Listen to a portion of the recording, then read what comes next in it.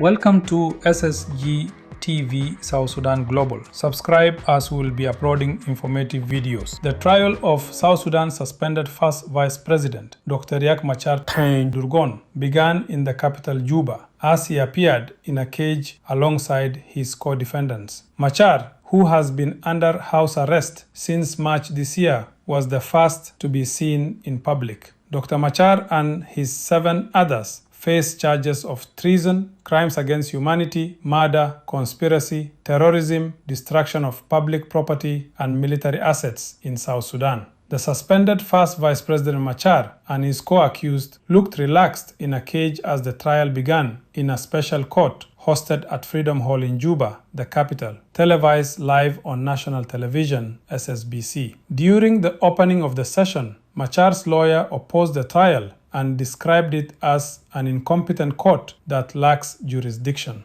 The defense lawyer said that Machar cannot be criminally charged without hurting the spirit of a 2018 peace deal between Machar and Kiir to end a deadly civil war that claimed the lives of an estimated 400,000 people. That agreement is the basis for the transitional government in which Machar has been serving as first vice president, Machar's defense lawyer said. Defense attorneys said the agreement effectively governs South Sudan, which has been on the brink of a return to full-blown war as government forces battle armed groups believed to be loyal to Machar. They further said that Machar remains the country's vice president under the provisions of the 2018 agreement, which was negotiated with the help of regional leaders and others in the international community. The proceedings were then adjourned until Tuesday. Meanwhile, South Sudan journalists have issued a letter condemning the government for denying them access to the court to cover the special court session